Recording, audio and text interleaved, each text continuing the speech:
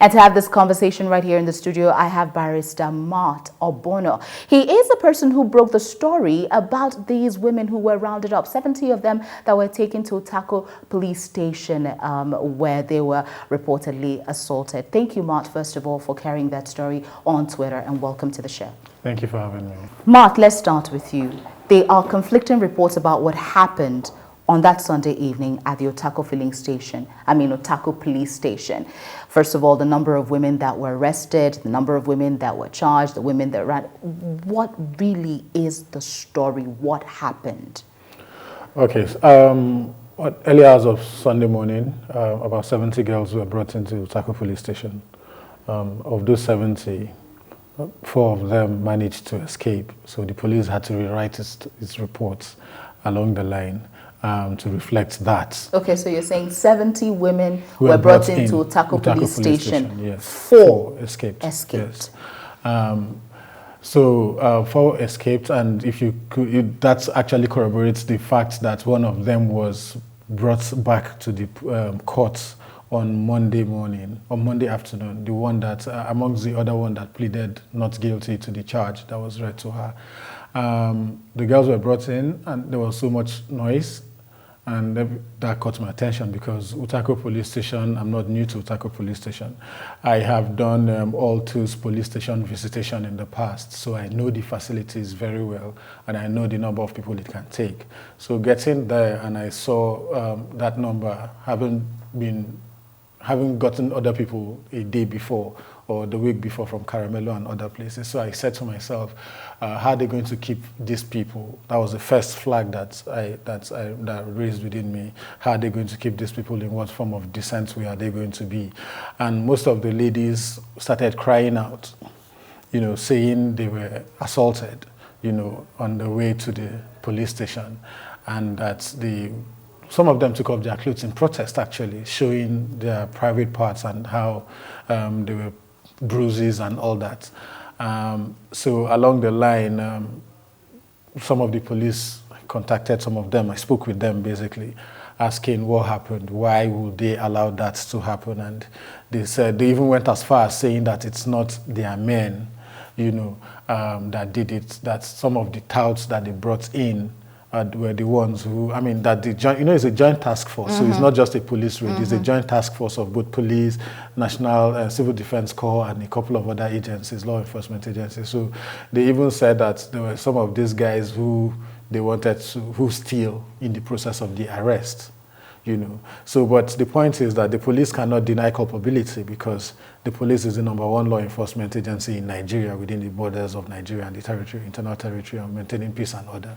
So whatever happens now, everybody is looking at Otako police station because they were part of the whole raid.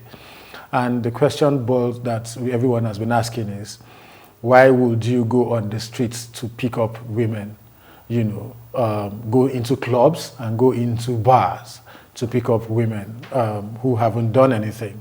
If you're saying you're getting prostitutes off the streets, prostitutes in the clubs and in the bars where they were picked up, and a lady was even picked up in a hotel, who works in a hotel. So these are the questions that we've been asking, and for me, it is actually not an arrest, it's an abduction. Interesting. Yes. Interesting. Now, I want to get some other facts clarified by you, considering that you were there when it started. You're like giving us a first-hand account.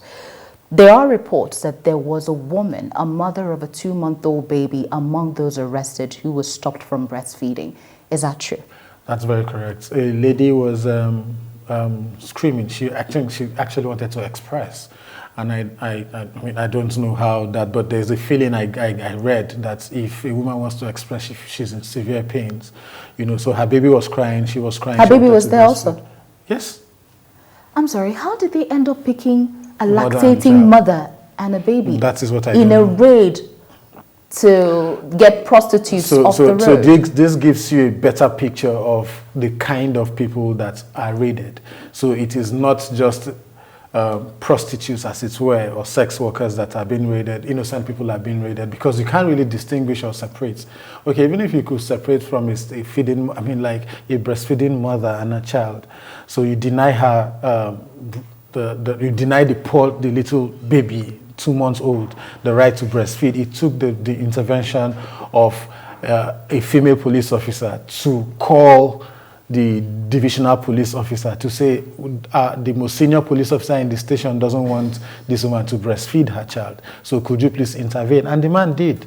So these are instances are the violations of the rights of people that happen. That's why I say this is an abduction, it's not an arrest, because there are rules and procedures that are laid down in the Constitution, you know, and in the Administration of Criminal Justice Act, in the Penal Code and the rest, that says how a police officer should conduct himself in the process of arrest. And these are not found in any of this. We were asking them, provided, let's say the charges preferred against these people, what are they? And they were all shielded in secrecy, right? Nobody wants to. So they tell these girls inside and threaten them. Ask any of them. They threaten them to say, if you don't plead guilty to this charge, don't even use your name. Don't use your name, sorry. Don't even use your name. Use any kind of anybody's name. Just plead guilty to this charge, and he will let you go. If not, you will go in for 6 months imprisonment. And the girls look at what has happened to them, the torture and all that they've been through, and they say 1 month imprisonment or a fine of 3,000 naira is better for me to pay 3K and walk, right? So they choose the lesser option and they go away.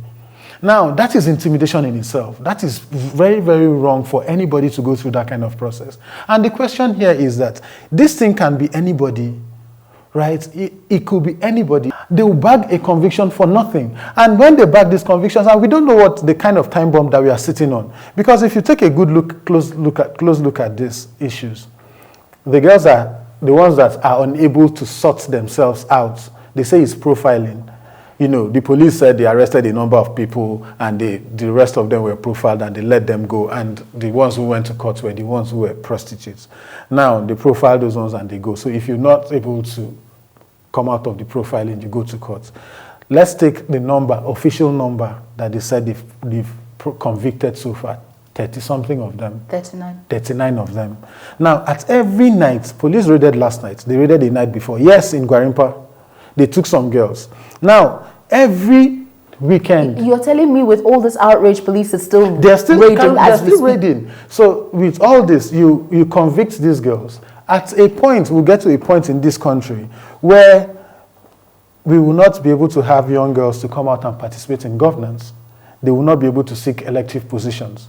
They will not be able to seek appointed positions. Why? Because there will be a conviction tag hanging on their heads. It's probably not going to end. And now, as you see how heated it is, so it is in so many different circles, and we want to get your opinion on this matter on the comment section of this video. A big thank you to you, Maud Obono, for giving us a feisty conversation here. Thank you for the work that you are doing, and hopefully we will talk to you more on this matter.